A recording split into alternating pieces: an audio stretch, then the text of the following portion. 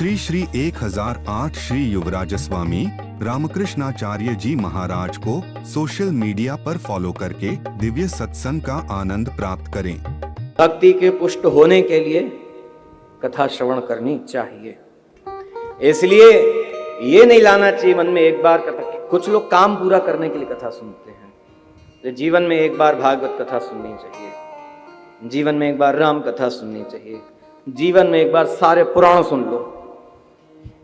ये प्रयास होता लोगों का। कुछ ऐसे प्रयास करने वाले हैं कि जीवन में 108 भागवत कथा श्रवण करेंगे। लेकिन सावधान होने की जरूरत है। 108 नहीं, 108 जन्म तक निरंतर भागवत कथा सुनता रहे और भगवान के चरणों में वह प्रीति नहीं हुई, वैसी दासता नहीं आई जैसे इन महात्माओं की थी। ध्रुव, प्रहलाद, गोपियां, महाराज पृथु, इनका सबका चरित्र वर्णन किया गया है ना। इनकी तरह भगवान के चरणों में प्रीति नहीं हुई तो 108 जन्म तक निरंतर भागवत कथा सुनेगा तो भी नहीं होना। आप कहेंगे ये कहा गया भागवत कथा के विषय में एक शब्द भी कान में पड़ा तो कल्याण होगा। हाँ होगा, ये झूठा नहीं है, सत्य है, होगा। लेकिन कालावधि बहुत लंबी है। एक शब्द सुनकर के आचरण सुधर जाएंगे, मन पवित्र हो जाएगा, सत्कर्म करेगा, सत्कर्म करते करते भक्ति के मार्ग में आएगा, भक्ति करते करते ज्ञान, फिर वैराग्य और सब कुछ सिद्ध करना पड़ेगा। तब कभी भगवत दास का संग साहचर्य पा करके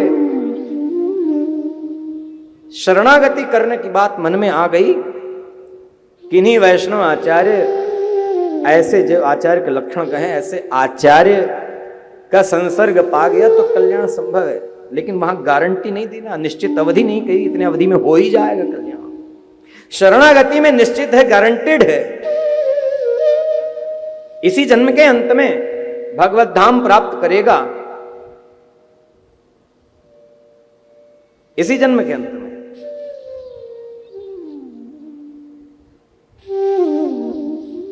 इसलिए कथा सुन सुन करके होगा। इसलिए एक बार कथा सुनने की बात नहीं, जब अवसर प्राप्त सुनना चाहिए। लेकिन किससे सुनना चाहिए? और हर किसी की कथा सुनने की स्थिति आज तो नहीं है। और ये बात कहते हुए कोई संकोच नहीं है, क्योंकि यदि इस बात के लिए संकोच मन में रखा तो अपने कर्तव्य से चूक जाएंगे।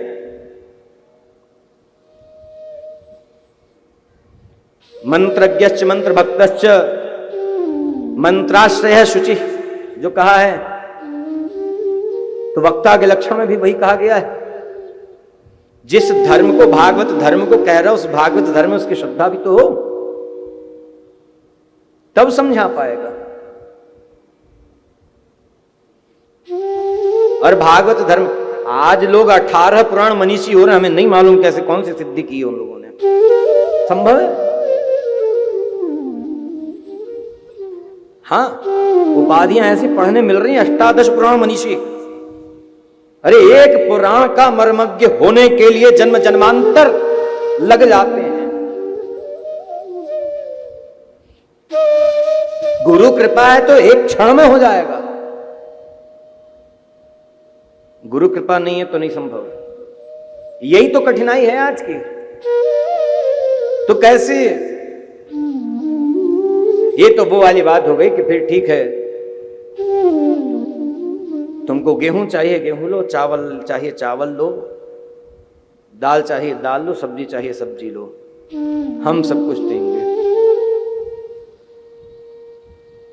लेकिन आप लोग या कोई भी, कोई सामाजिक समारोह उत्सव होता है, घर में विवाह उत्सव वगैरह होते हैं, तो अनेक तरह के व्यंजन बनाते हैं। और जब बड़ा आयोजन होता है, ज्यादा लोगों को पवाना है, तो अलग अलग पदार्थ के विशेषज्ञों को बुलाया जाता है ना। होते हैं ना कि नमकीन अलग बनाएगा, मिठाई कई तरह की हैं, तो ये मिठाई ये व्यक्ति बना सकता है, उसमें स्पेशलिटी है उसकी, उसमें उसकी स्पेशलिटी है। अच्छा, कोई सब कुछ जानता है, हर एक व्यंजन 100 प्रकार के व्यंजन बनाना जानता है, बिल्कुल बना ही देगा। तो क्या एक बार में बना देगा? बनाएगा? बोलिए, बना सकता है कोई? पहले तो इसका मर्मज्ञ होना कठिन है।